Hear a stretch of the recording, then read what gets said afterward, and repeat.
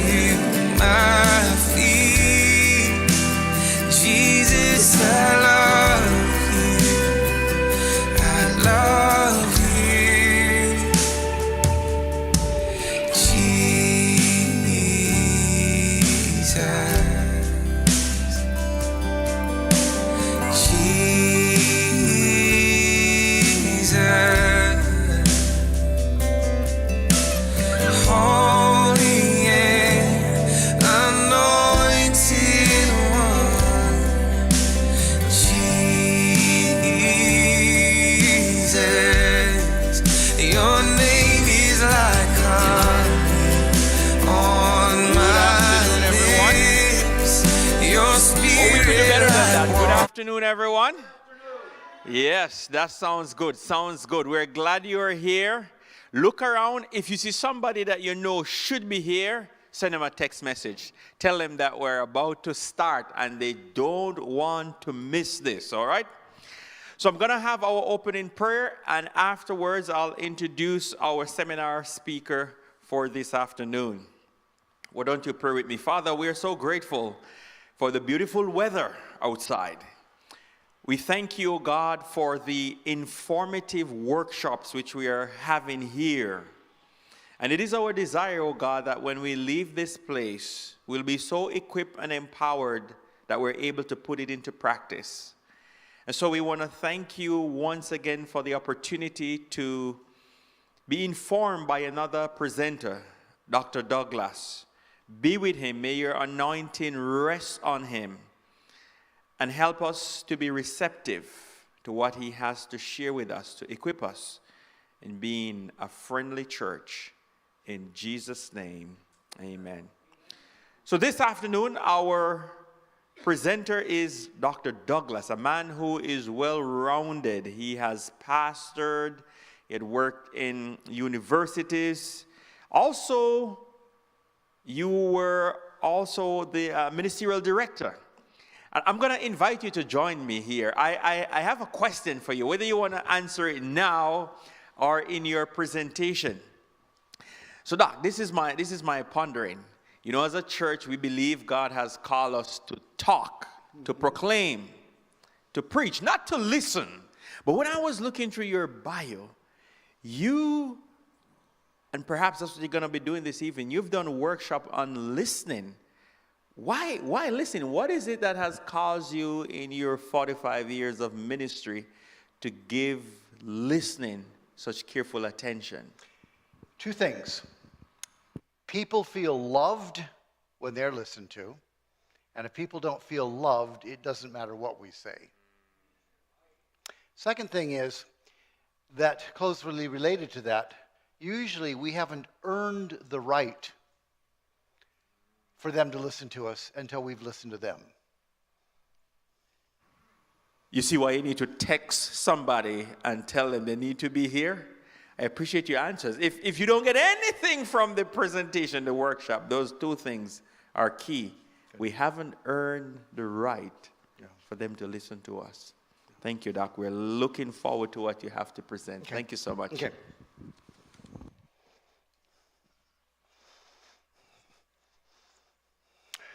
I am glad that you are here. And I am going to ask you immediately to do something that will make you uncomfortable and get used to it, because there are more things coming that will make you uncomfortable. So I'm going to ask everybody to get into these two sections right here, preferably in the first half dozen rows. And the reason is that we're going to be doing a lot of interacting. You're going to need to be able to read the print on here, which is going to be a little bit small, and so it'll be helpful to have it here. And I'm going to have you partnered up. And I'm puzzling whether or not we should make our final groups today, because I do have a feeling that with the Family Fun Day, that it's a possibility that we'll have more people tomorrow. So I'm playing with that one, but very likely you are going to be put into groups of 4 today, and if somebody today is in a group of 4 and can't stay, then we'll add somebody else in. We'll figure it out. But our work is in groups of 4, and I'll say a little bit more about that in a minute. But I'm glad that you're here, and I am curious, when you read the title, Developing the Ears of Jesus, before you read any more, what came to your mind? How to be a good listener. That was immediately what came to mind, okay? Anybody else? That came to your mind too. Okay? Anybody else? Well, you were all right on track. Okay. Okay. How many of you were at the fun run this morning? Participated? I did not, so I can't put my hand up. Okay, so several of you did. Okay. I was out walking, and I saw a bunch of people going out the gate and turning left, and apparently, 5K later, you were back here. And when we learn something about exercise, it's not enough to just learn it. What do we have to do? We have to practice it. Or the workshop just before lunch with the lemons. Isn't that a great name for people who teach nutrition? It's not enough to just learn. What do you have to do? You have to do something with it. This is not going to be a workshop that you can just say, oh, that was interesting. And that's where I say I'm going to push you out of your comfort zone, because you're going to be actually practicing.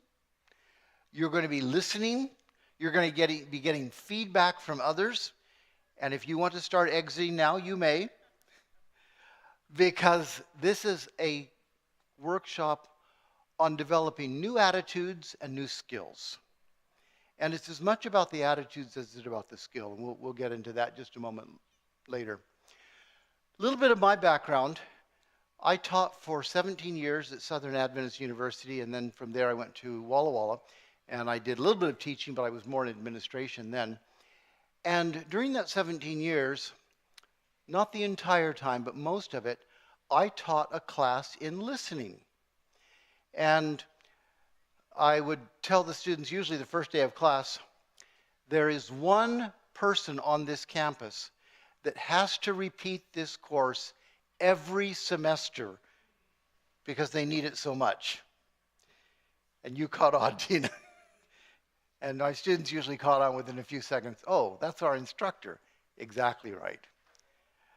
I need this material, and I need to repeat it because I find myself not practicing it.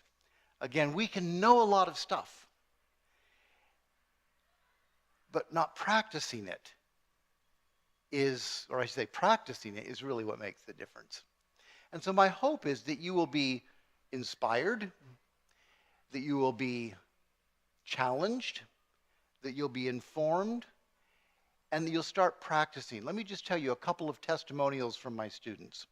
The one I like telling the best, it's an amazing one. 20 years later, after taking this class, now this class is not going to be nearly as long as what I taught in an academic setting, but 20 years later, I had a student who was a business major. It was required for all of our theology majors. It was required for all those who were becoming pastors.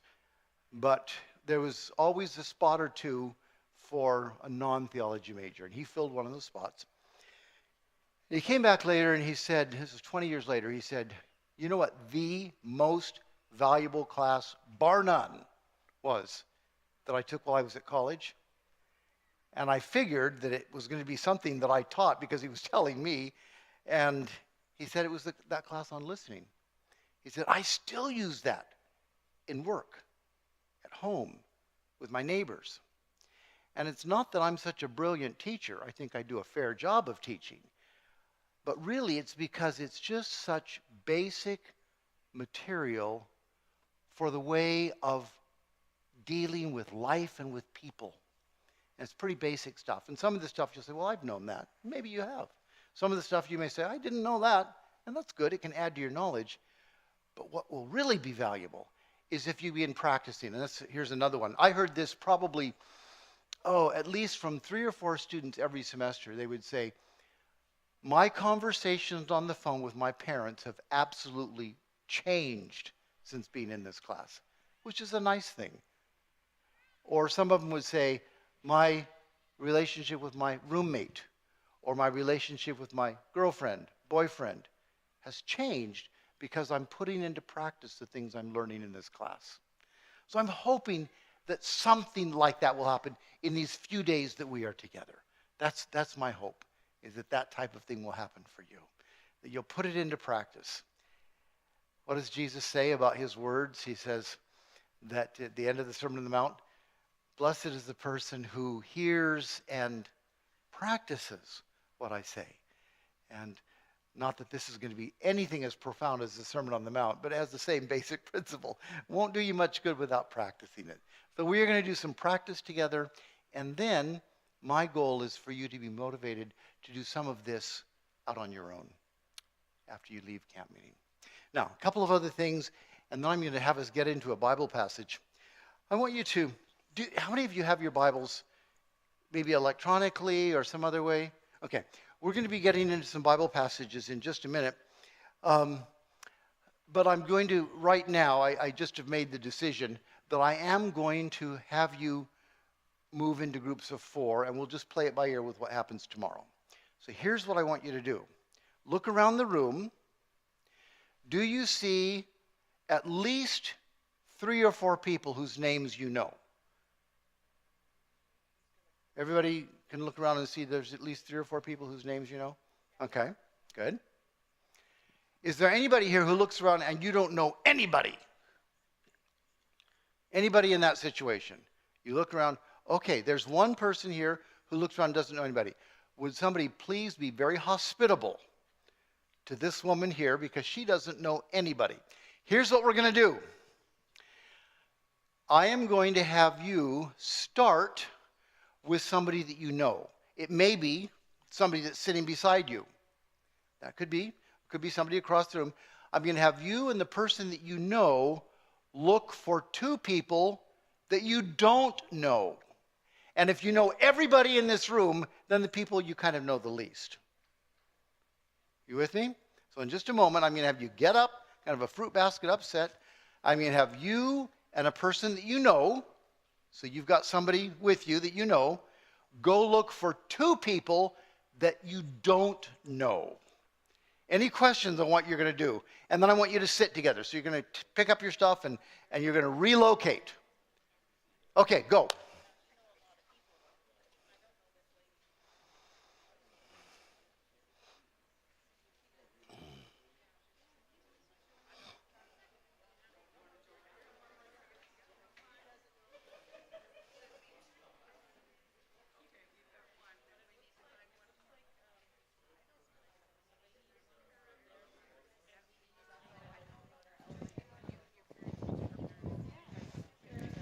So we have 2 here looking for 2 more?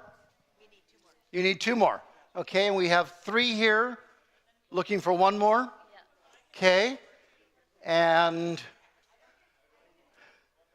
what do we have here? We have 4 here.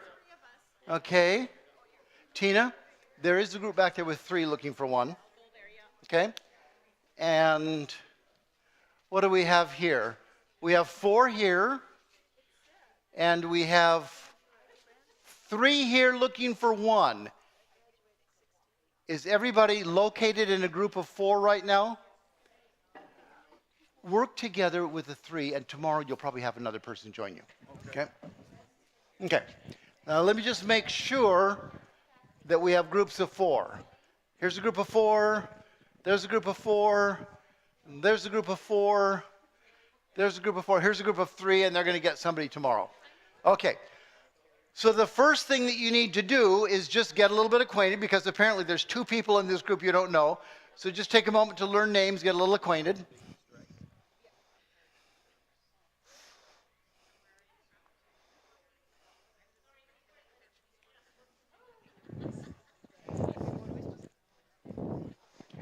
I missed that, I'm sorry.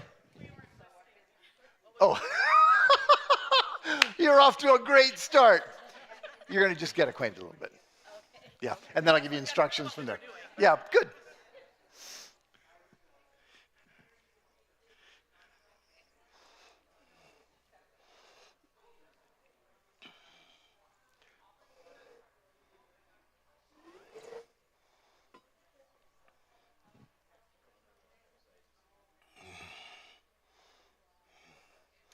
Okay, 30-second warning. I'm going to interrupt you in 30 seconds.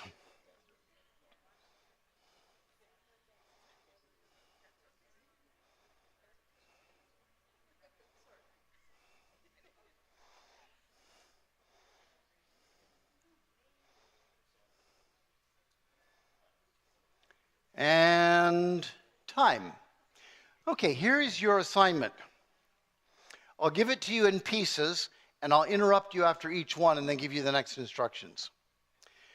I want you to compare birth dates. You don't have to go to years. You can just stick with month and day. I want you to find whose birthday is the closest to today. Go.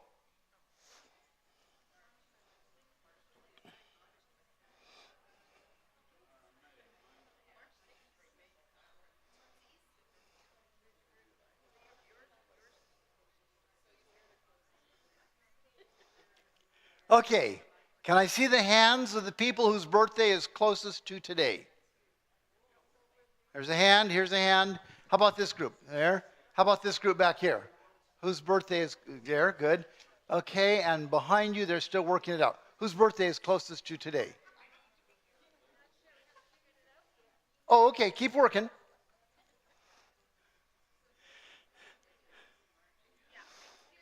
Yes.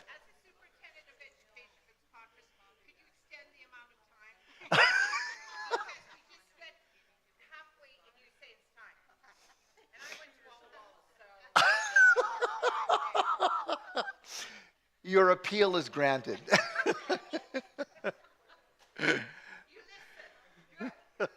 Okay. Have you figured out whose birthday is closest to today? Good. Okay. All of those whose birthday is closest today, let me see your hands. Okay. In your group, your designated number for the week is number 1. Number 1. Now, I want you to go around the circle, and if we have to change, we'll make it work with new people coming or going. I want you to go around the circle, and I want you to number off clockwise 1, 2, 3, 4. Everybody gets a number. 1, 2, 3, 4. Number off.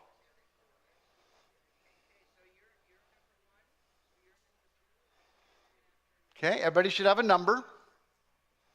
Let me see the hands of the number 1s again. Number 1s. Let me see the hands of the number 2s. Let me see the hands of the number 3s. And the hands of number 4s. Okay, everybody knows what their number is. Good. Because I will be giving assignments by numbers. I'll be saying number 1, do this, number 2, do this, etc.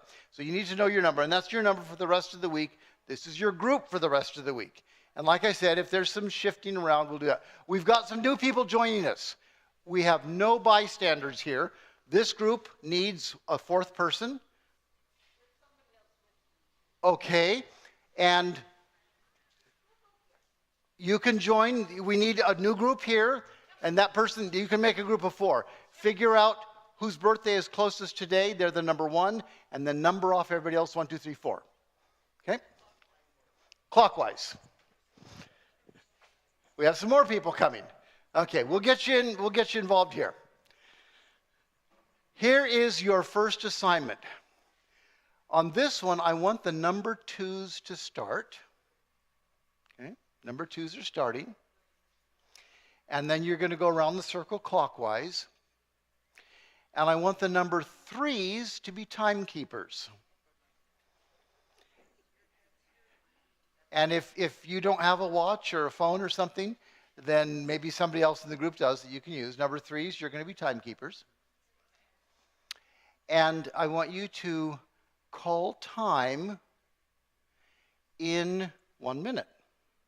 Now, if the person doesn't need the full minute, that's okay, but they have a minute. Okay? And try to speak without going on into deep, long stories. And I'm going to give you the question here in just a minute.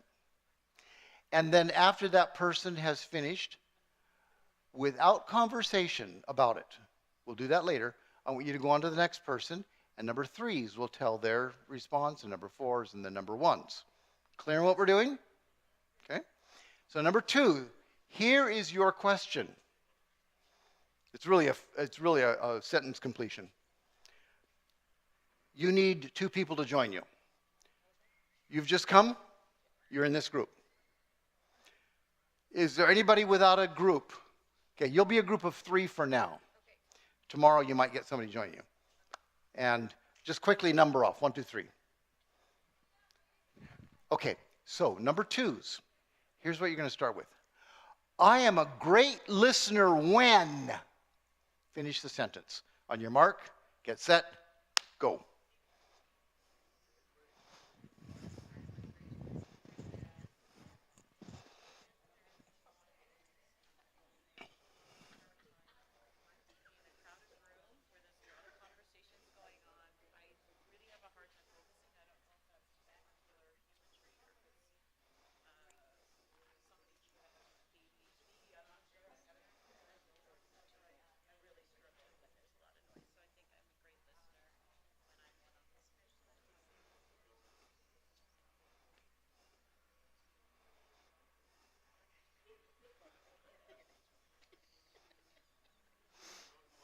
I love the laughter.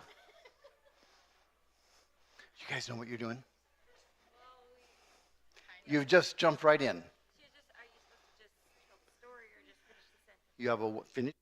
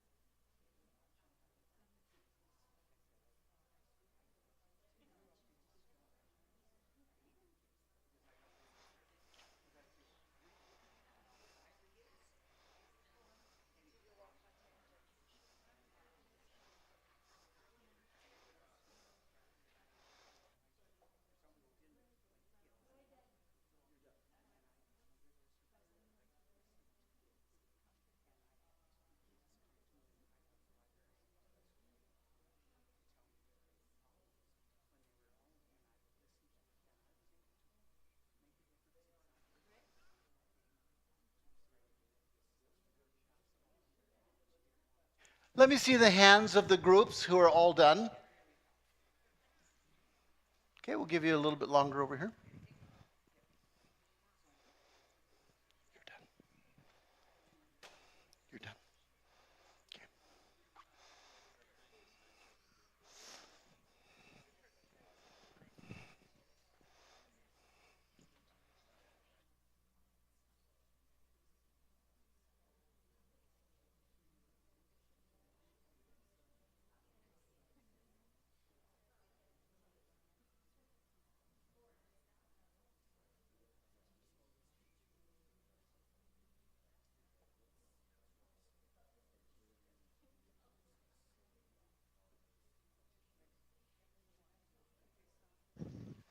Okay. Let me just hear a few common themes. When are we great listeners? Anybody? What did you hear? What did you say? When are we great listeners? When we listen to children, okay? Somebody else. When somebody what? When somebody needs to get something off their chest. Okay. That's when you find you're a great listener. Somebody else. When are you a great listener? Yeah, my group says when I don't interrupt when other person does speak, Ah, or when I put my mind to it because it's easy to go off on tangents. yes. When I refuse responses while someone else is speaking. Ah, you've hit on several things we're going to be talking about later. Thank you. When I don't formulate my answers while somebody is talking, when I put my mind to it, when I don't interrupt, and what was the other one? When I don't interrupt when someone is speaking. Yeah, good. Somebody else, when are the people in your group great listeners? When you're not distracted. Yeah. Tina, you were saying as I came by your group that when you're in a room full of people talking, that's hard, and that can be hard. I've got a story on that later that I want to tell, so remind me on that. Anybody else? When are you great listeners? Same. Okay. We're going to do this 2 more times with 2 different questions. Just to keep it lively, this time, number 3 start. Let me see the hands of number 3. You're starting. Oh, we've got 2 number 3s over here. Okay, number 3 start. Number 4 are the timekeepers, and that means that at 1 minute you say, oh, your time is up. Okay? And so that means it should take about 5 minutes to get through the exercise with each person having a minute. And you don't have to fill the minute, but you might. Here's the question. Ready? Everybody knows who's starting, who's keeping time? Here's the question. My listening skills decline when my listening skills decline when, finish the sentence. Number 3s, go.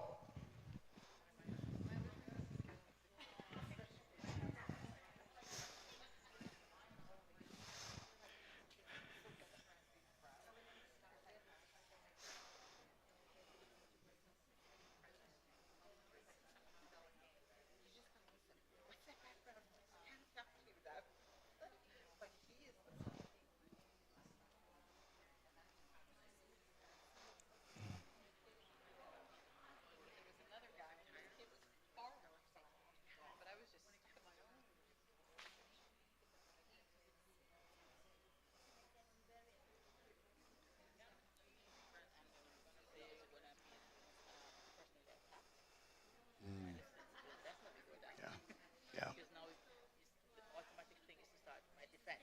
Yeah. Thinking about my defense. Yeah. Yeah.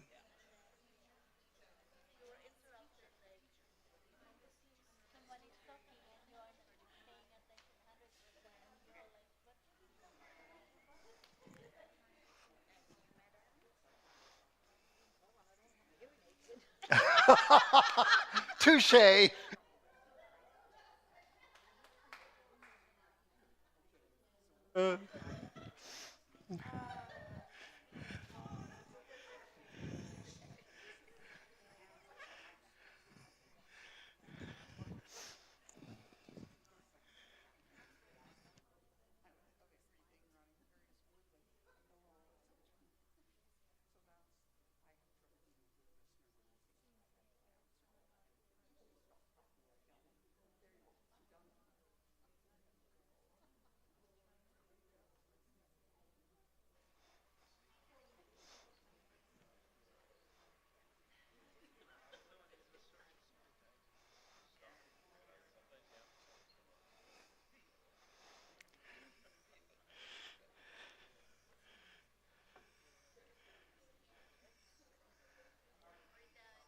You're done? Okay. You're done? Are you done? Okay. Good.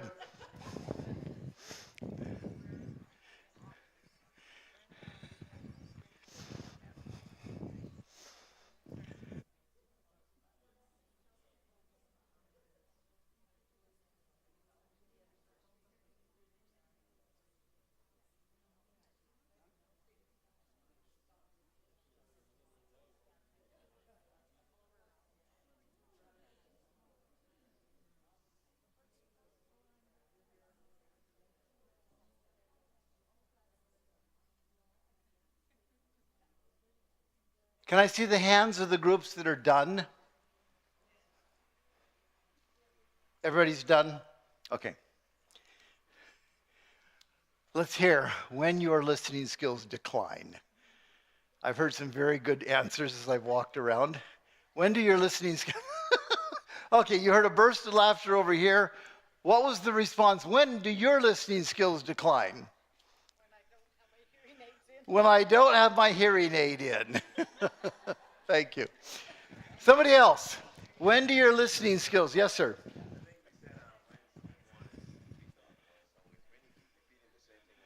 When you hear people just repeating the same thing over and over, that can be hard. Yep. Somebody else. When do your... Yes. Okay, so Oris said when my phone notifications go off or thinking about something else Yep. to be done, when I'm being personally attacked, Yep. the speaker's tone is too condescending or irritating or theologically incorrect, or when I'm not understanding the content. Could you hear all that? When I feel attacked, when the other person is condescending, when they are theologically or otherwise incorrect. What did I miss? When the content is not being understood. Okay, when I'm not really understanding, you kind of glaze over. Thank you. Or if you're distracted, if something else is going on in your head. Yeah. Yeah. Somebody else. When do your listening skills decline? Yes, ma'am. When my husband says I'm not listening. Your listening skills just go. Okay, we're done. Anybody else? When do your listening skills decline? Mine do when I think I have a good answer for you, if you just zip your lips and let me Yeah. Would you shut up so that I can talk? Yeah. Yeah. The story I was going to tell was in a crowded room. It was some social event, and I was talking with a colleague, and he really is a good guy. But on this day, he was not being a good listener at all. So here we are talking, and he is making all the right sounds and right motions. He's going,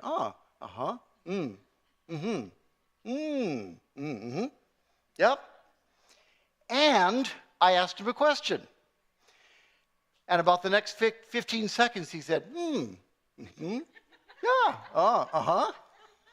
And I just stood there quietly waiting. And then he looked at me, he said, you asked me a question, didn't you? I said, I did. He said, I am so sorry. I tuned out and I was listening to a conversation behind us. And I wasn't listening to you at all. He was listening to somebody else, exactly, yeah. And I was glad he could be honest enough to say it, and we had a good laugh, and we went on. But there are all kinds of situations, and I really resonate with this one over here, when I feel like I'm being attacked. My listening skills just go down the drain when I feel like I'm being attacked. And it's something that we'll be talking about a little bit later on, too. Okay, last round. Last round is this. This time, number 4 start. Let me see the hands of the starters, number 4s. You're going to be starting. And number 1 is going to keep time. The number 1s keep time, 1 minute. And here's the question. One thing I want to learn this week from this workshop is. One thing I want to learn this week from this workshop is. Ready? Go.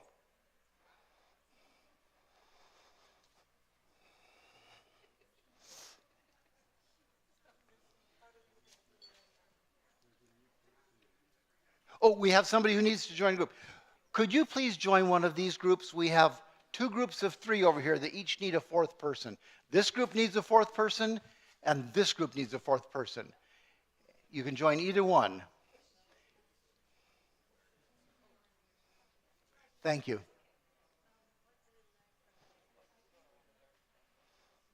So it would be this group or this group.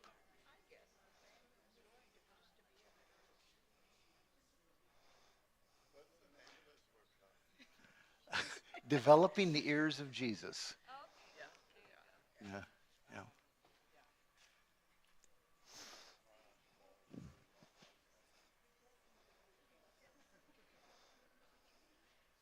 You're getting welcomed into this group, it looks like. Wonderful.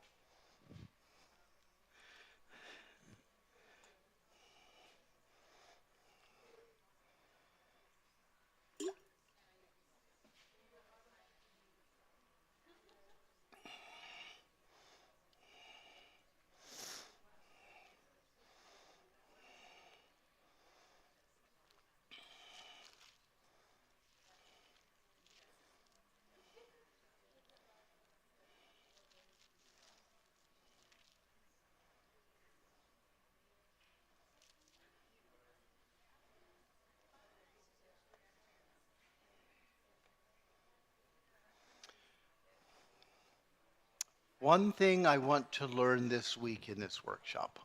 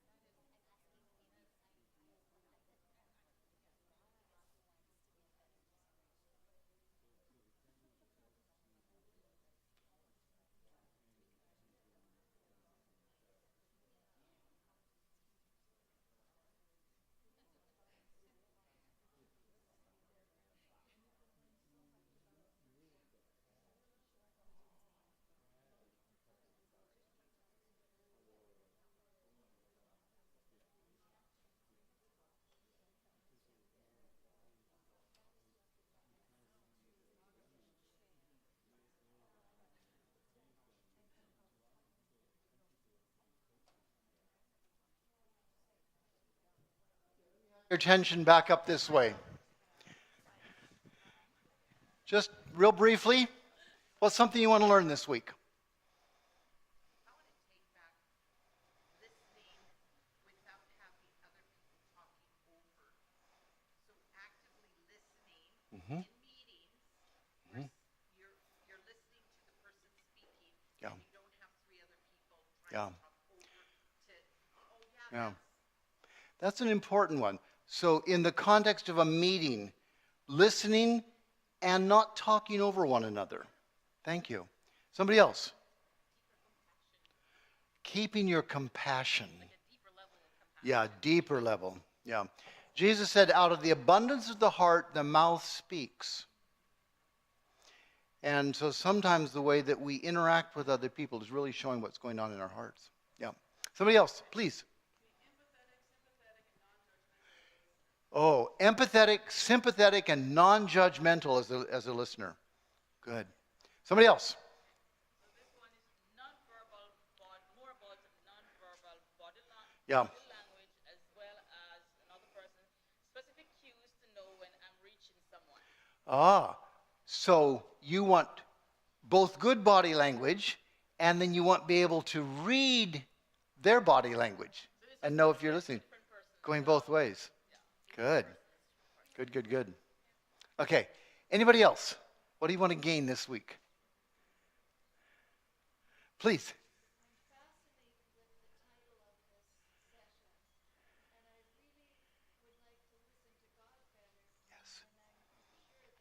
Yes.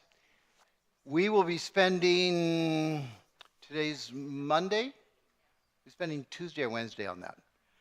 And you're right, because if we're developing the ears of Jesus, Jesus listened very well to the Father, and that was what allowed him to listen well to other people. You're bang on. Thank you. Somebody else, what do you want to gain?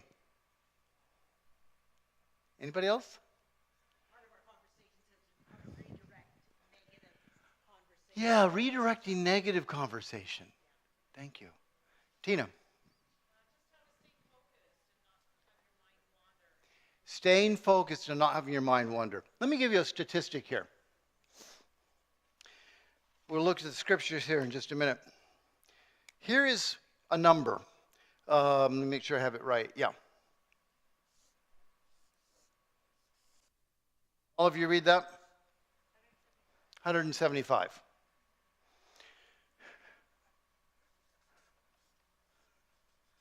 WPM. What does WPM stand for? Words per minute. The average person speaks about 175 words per minute. Now, I realize that regions vary. I worked for a number of years in the southeastern United States, and there some of the people talk very slowly.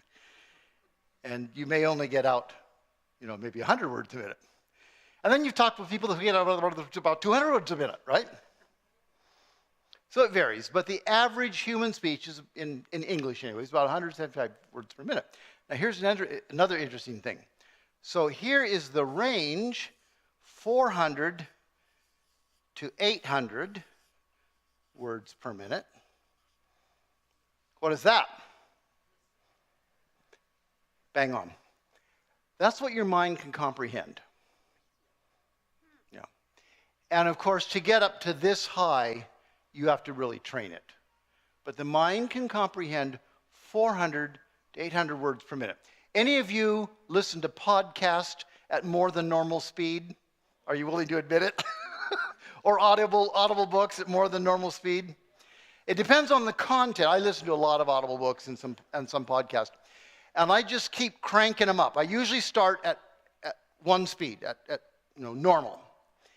And then I just keep cranking it up, depending on the technicality of it and so forth. But some things that are very familiar and aren't real technical, I can get them up to almost triple speed. And it's, but you can actually understand it if you've just taken it up really slowly. If I've had that in the car, and my wife sits in the car, she goes, how can you stand that? Well, it does sound a little bit jarring if you haven't worked up to it. But our minds can comprehend 800 words per minute. And some of us speed read with our listening. Now here's the application for this class. The difference between this and this, the difference between that is what some specialists call lag time. Okay? Lag time is the difference between this and this. So somebody is speaking at 175 words per minute, and you can comprehend 400 words per minute. What are you doing with that lag time? Yeah, and what are most of us filling it in with? The good stuff, what we're going to say, right? There's a sense in which everything that we're going to be learning is about how to retrain your lag time. Because most of us have gotten in some very bad habits. Like my friend at the social event. He starts listening to another conversation. I can keep both these conversations going at once. Well, as it turned out, he couldn't.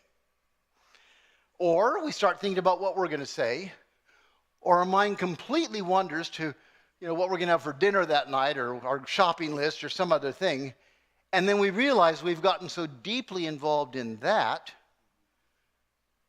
now we really have lost. So we're going to be talking a lot about retraining our lag time. And it's not that hard, and yet it really is hard. Maybe it's one of those things that's simple, but not easy. It's fairly simple, but it's not easy. And part of the reason is that it has to do with retraining our hearts. And especially coming back to this comment, when somebody just was repeating themselves over and over and over, now there might be a way to confront that and say, you know, you have told me that before. Is there something that you're wanting me to catch that I didn't catch the first time? You know, there might be ways that we can engage that. But there are people who irritate us. There are people who attack us. There's all kinds of things emotionally that make us poor listeners. And so retraining our hearts to be more like the heart of Jesus can help us to be better listeners. I'd like you to open your Bibles to the book of Matthew. Look at the book of Matthew in chapter 12. Matthew chapter 12. And starting with verse 17, Matthew is quoting from the book of Isaiah, a prophecy about Jesus. And I just want you to notice how he describes Jesus. And put this in the context of Jesus as a person who showed his love to people by the way that he interacted with them, by the way he engaged with them. Matthew chapter 12 and starting with verse 17. This was to fulfill what was spoken through the prophet Isaiah. Here is my servant. And you know that refers to whom? I'm not asking a trick question here. The servant is whom? It's Jesus. Yeah. Here is my servant whom I have chosen, the one I love, in whom I delight. I will put my spirit on him, and he will proclaim justice to the nations. He will not quarrel or cry out.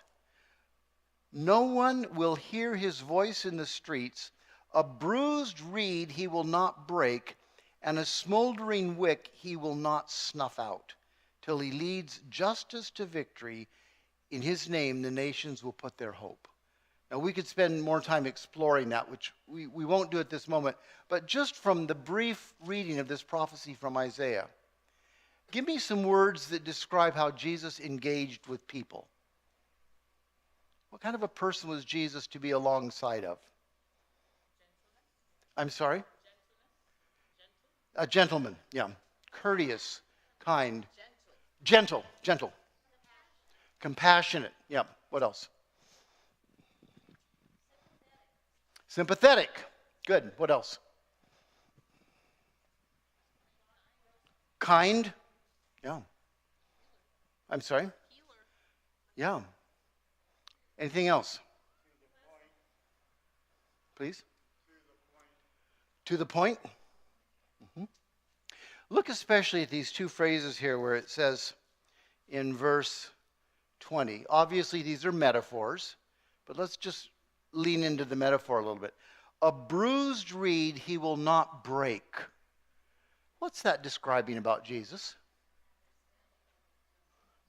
I think it would maybe go back to this word, gentle. Any other words that come to mind? A bruised reed he will not break. Tender. Please. Sensitive to others. Yeah. And then the next metaphor. The next one is, somehow my page got turned here. There we go. A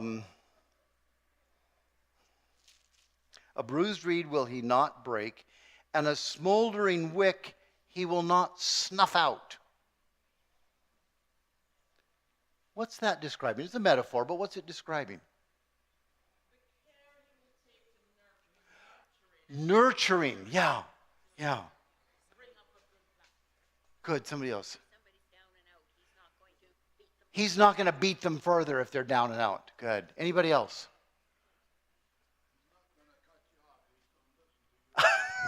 He's not going to cut you off. He's going to listen to you. Yeah. Anybody else?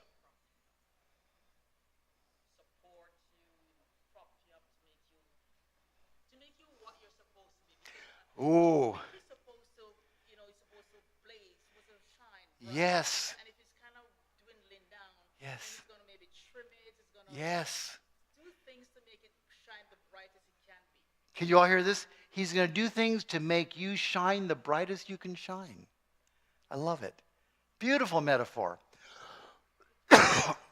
If that was all we saw, and there's much more in this passage, but if that's all we saw in this passage, we would have a great start to saying, Jesus, give me that kind of heart. If I had that kind of heart toward other people, what would my listening be like? How would I be different alongside my spouse, my kids, my neighbors, my colleagues? If this was the way that I was interacting, it's a beautiful picture of who Jesus is. Let me have you look at one other, and then we're going to actually look at an extended story. Look at the book of Luke, chapter 4. Luke, chapter 4. This is a familiar passage. Luke 4.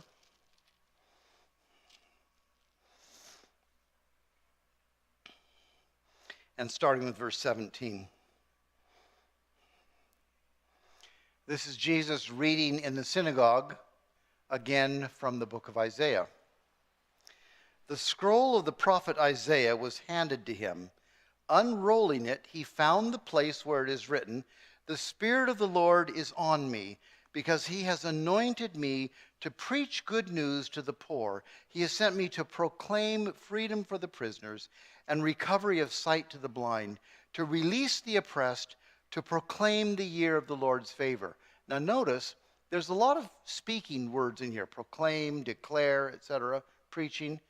So we're not against speaking, but it comes out of a particular type of heart. And I wanted you to notice what this says about Jesus' heart. Reading the last verse, to proclaim the year of the Lord's favor. And then he rolled up the scroll, gave it back to the attendant, and sat down. The eyes of everyone in the synagogue were fastened on him. And he began by saying to them, "Today, this scripture is fulfilled in your hearing." Clearly claiming this for himself. Few words to describe this picture of Jesus. Who do you see Jesus to be here? Confident. What else? He's an authority.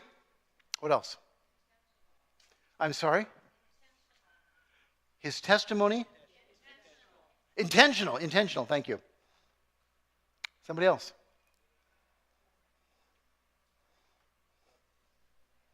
I'm sorry?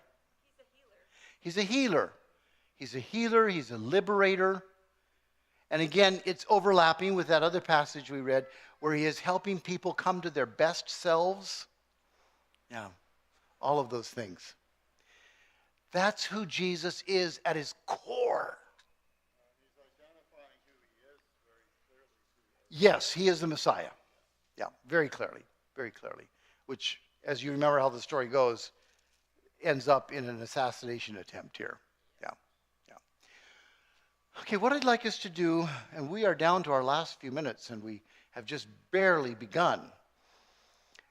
I'd like us to go to the Gospel of John in chapter 4, because I want to lay this pretty solidly in the story of Jesus. And what I'm going to do is I'm going to read this very familiar passage of Jesus and the woman at the well. And I know there are many, many lessons that we could draw from this.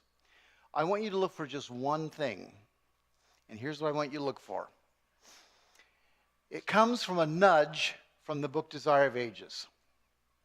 In the book Desire of Ages, Ellen White says that at the point in the conversation when Jesus said, yes, you're speaking the truth that you're not married because you've had 5 husbands and the man you now live with is not your husband. That's a pretty bold thing to say. It's a pretty direct thing to say. Somebody could take offense at that. You might remember the comment that Ellen White makes in that context. She says, at this point in the conversation, she was convinced that Jesus was her friend. Now just let that sink in. She was convinced that Jesus was her friend. Now, they'd only been talking a short time. This is probably a condensed version of the conversation. And so when we read it, it's only going to take a few minutes. They may have been talking as much as an hour. We don't know. Probably a condensed version. But even an hour, for somebody to move from a defensive posture to one that can accept something that pointed coming from a stranger an hour ago, a few minutes ago, however long it was, and to be convinced that Jesus was her friend. That's amazing. So here's what I want you to watch for. I'm going to read this aloud, and I'm not going to make any comments as I read it. What was Jesus doing that would convince her that he was her friend? How was Jesus winning her trust? How was Jesus earning the right to speak pointedly to her? Those are the sort of questions, because it's really where we're going with this. And that while we have a lot of conversation here, really what we're looking at is, how is Jesus winning this woman's trust? So just listen. You can follow along if you'd like. I'm going to read starting with verse 7. John chapter 4, verse 7. I'll just read the story through. When a Samaritan woman came to draw water, Jesus said to her, "Will you give me a drink?" His disciples had gone into town to buy food. The Samaritan woman said to him, "You're a Jew, and I'm a Samaritan woman. How can you ask me for a drink?" For Jews do not associate with Samaritans. Jesus answered her, "If you knew the gift of God and who it is that asks you for a drink, you would have asked him, and he would have given you living water." "Sir," the woman said, "you have nothing to draw with, and the well is deep. Where can you get this living water? Are you greater than our father Jacob, who gave us the well and drank from it himself, and did also his sons and his flocks and his herds?" Jesus answered, "Everyone who drinks this water will be thirsty again. But whoever drinks the water I give him will never thirst. Indeed, the water I give him will become in him a spring of water, welling up to eternal life." The woman said to him, "Sir, give me this water, so I won't get thirsty and have to keep coming here to draw water." He told her, "Go call your husband and come back." "I have no husband," she replied. Jesus said to her, "You're right when you say that you have no husband. The fact is, you have had 5 husbands, and the man you now have is not your husband. What you have just said is quite true."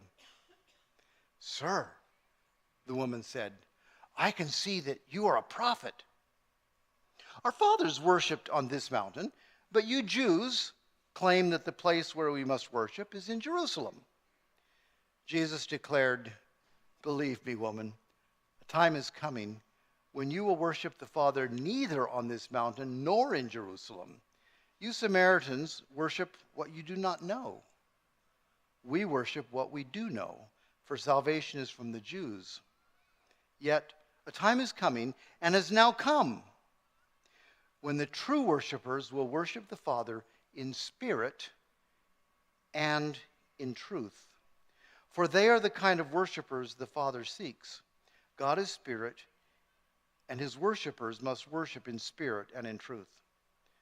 The woman said, I know that Messiah, called Christ, is coming. When he comes, he will explain everything to us." Then Jesus declared, "I who speak to you am he." Just then the disciples returned and were surprised to find him talking with a woman, but no one asked, "What do you want?" or "Why are you talking with her?" We'll stop the story there. It's a good story. We could continue, but let's talk about what Jesus did to earn her trust. What did Jesus do to earn her trust? My first thought is that he empowered her Yeah. Yeah. He asked a favor. Yeah. And oftentimes people are more receptive to being asked a favor than offered a favor. Good.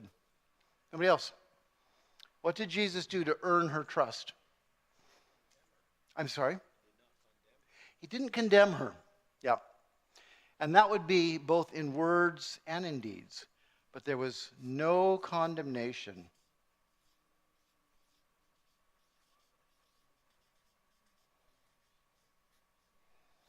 Oh, I've got to tell you a quick story from my pastoral experience. Years ago, there was a woman who despaired of her husband ever coming to church. I think she had become a member of the Adventist church after they got married, and she was just constantly saying, pray for my husband, pray that he'll come to church.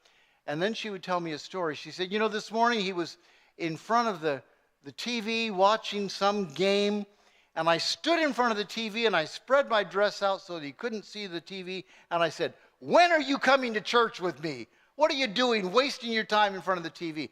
Do you think that made him say, oh, thank you, I really want to go to church now? I couldn't believe that she was telling me that story with a straight face. But that was her method of trying to get her, whatever it was, her method of trying to get her husband's attention, or was she just so frustrated after years and years? But probably wasn't helping, was it? Pardon me? Yeah. He didn't show any prejudice. No condemnation. No prejudice.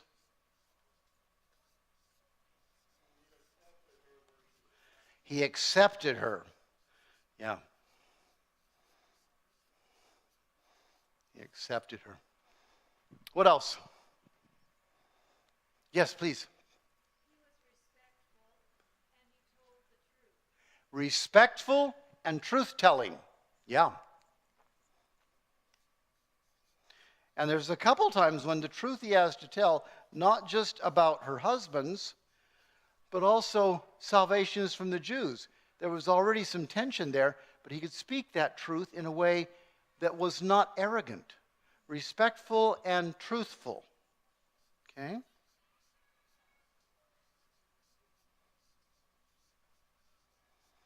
What else? Anything else you noticed in the story?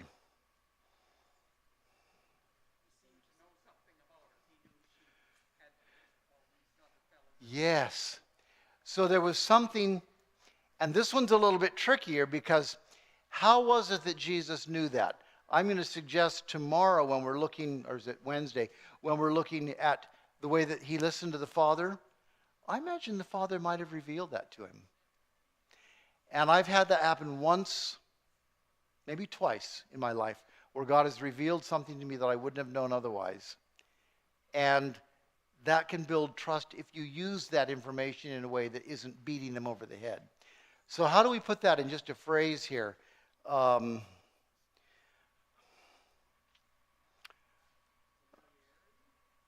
sorry? Familiarity? I'll put that word. Yeah, we might keep working on that. Insightful. That's a helpful word. Insightful. Okay. A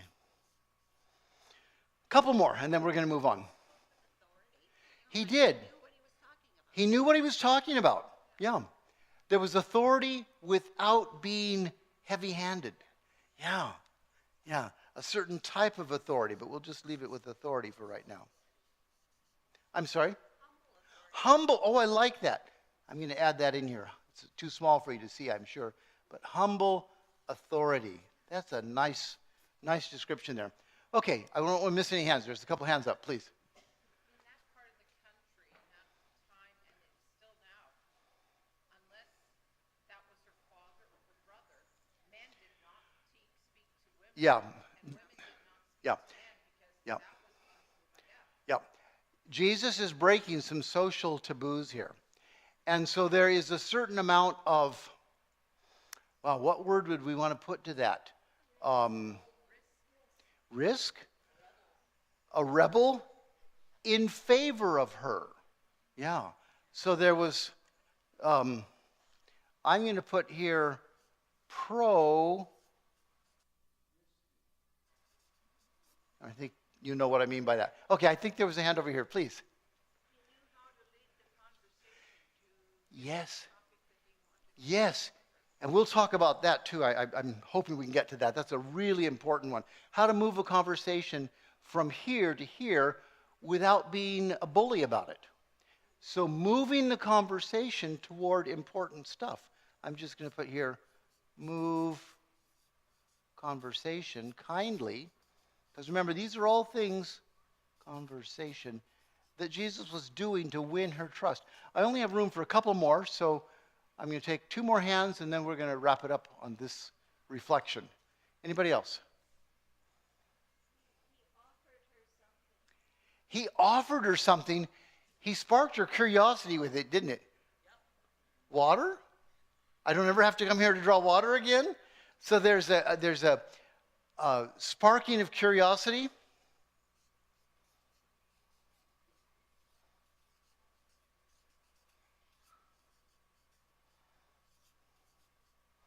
One more.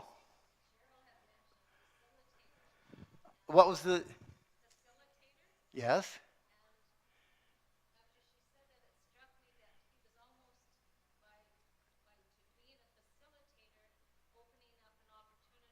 Ooh, opening an opportunity. Yes. Open opportunity. Now, I'm going to move fairly quickly here. We only have a few more minutes. Sorry, that's pretty sloppy and small at the bottom. Sadly, there's so much about this story we don't know. But even what we do know gives us some pretty amazing stuff about Jesus and reasons to admire him. Let me show you what we don't know. And I realize that the statistics I'm about to give you are different depending on different studies, but I'll give you one from one study. Get my numbers right here, yeah, 38.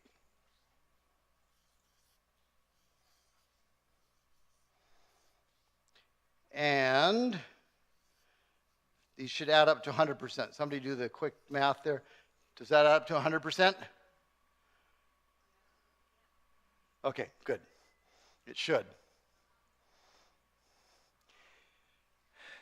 When we're talking about interpersonal communication, and really different than even what we're doing now, because this is modified. We've got a large group and one person doing most of the speaking. So this holds much more true when it's one-on-one. 7% of the content comes from what? I think I heard it over here. Words. Now just let that sink in. What we have just read in John 4, we only have 7%. We're missing 93% of what made that conversation so good. What's the other 93%? Good. You know which one is body language? Yep. Body language is this one. Body language is over half. Body language. And what is the 38%? Tone. Yeah. Tone. If you like more of a alliteration, you could say that this is verbal, vocal, and visual. That's another way to think about it. Verbal, vocal, visual. Words, tone, body language. Now just stop and think about this. This is where we'll have to wrap up today.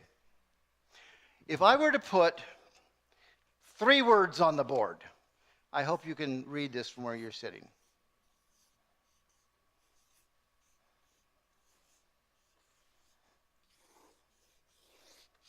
Can you read those 3 words? Okay. How in the world could that message be misunderstood? We've got 7% right there. What if I say, I love you? Now, I had both tone and body language going on there. What was my tone? An indifferent, I don't care. What was my body language? Shrugging my shoulders. Okay. People will always believe the tone and the body language. Always. Doesn't matter what the words are. Or if I say,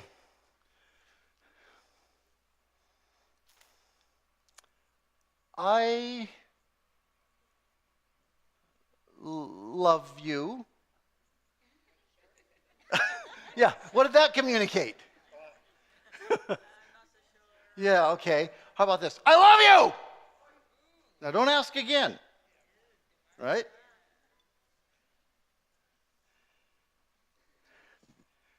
People will always believe tone and body language.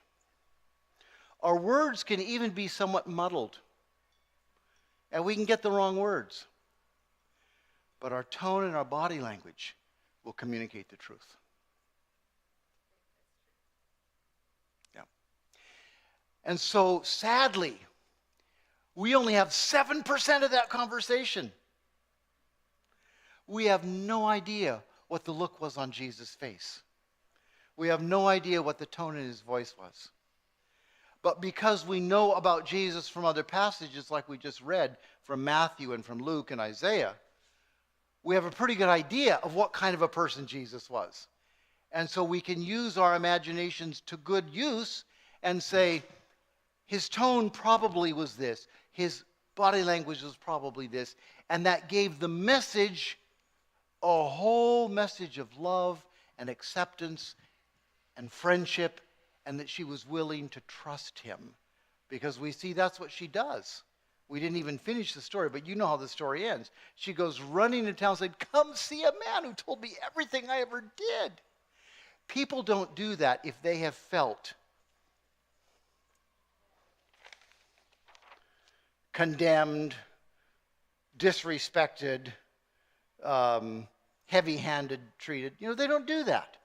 And so we know from the way the story ends that she felt loved and accepted and drawn in. So we can infer that this 93% was just going strong. That what Jesus was doing here. So we've come to the end of our first workshop. And really all we've done is kind of laid the foundation. We're going to be looking at Jesus. And we're going to be looking at some current research and saying, how do we understand what it means to become better listeners? Here's the last thing that I'm going to ask you to do, and it will actually be our dismissal. In your groups of 4, and I realize we've had a few people who have come in. When you come tomorrow, we'll get you into groups of 4. Don't worry about it right now. But in your groups of 4, I want you to just take a moment to say, something I admire about Jesus is. And then I would like in your group for one person to volunteer to pray. If more people want to pray, that's fine. If there's nobody in your group that feels comfortable praying out loud, don't worry about it. Just pray silently, and when we're done, we'll all dismiss. But probably in your group of 4, there would be one person that's comfortable praying out loud. And make sure that you know who each other are, so that when you come tomorrow, you can sit with your group again. If you need to exchange some contact information, you could do that to make sure that you connect with each other, because you will be working with this same group of 4 all week. So your assignment now, and then we'll close out with your prayer. Actually, I'll close with a song when we're all done.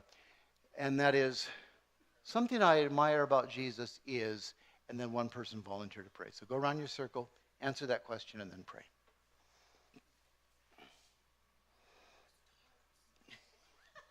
Pardon me? Who starts? This one is wide open.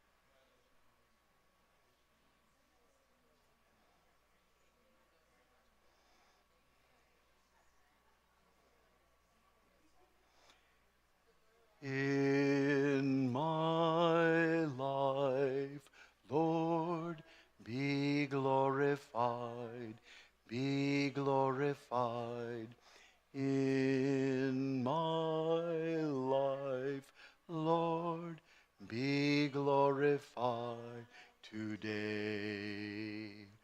In your church, Lord, be glorified, be glorified. In your church, Lord, be glorified today. I think that was new to some of you. Fairly simple to learn. Try it on the last stanza again, in your church. In your church, Lord, be glorified, be glorified. In your church, Lord, be glorified today. Thank you for participating as you did. And I think we have one announcement before you're dismissed.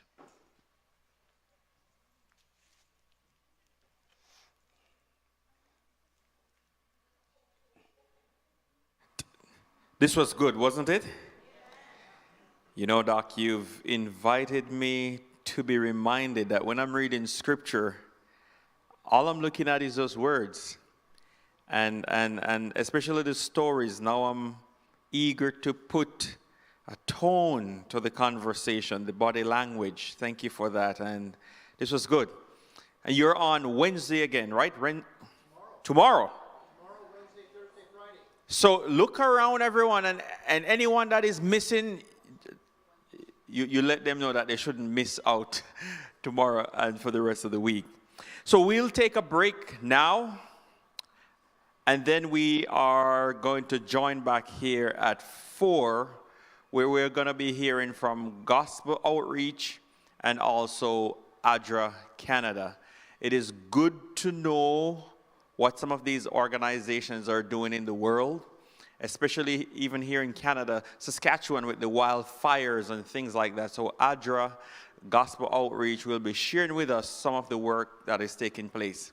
So let me close with prayer for this session, and then you can stretch your legs, go to the bathroom break, and go and call who is missing.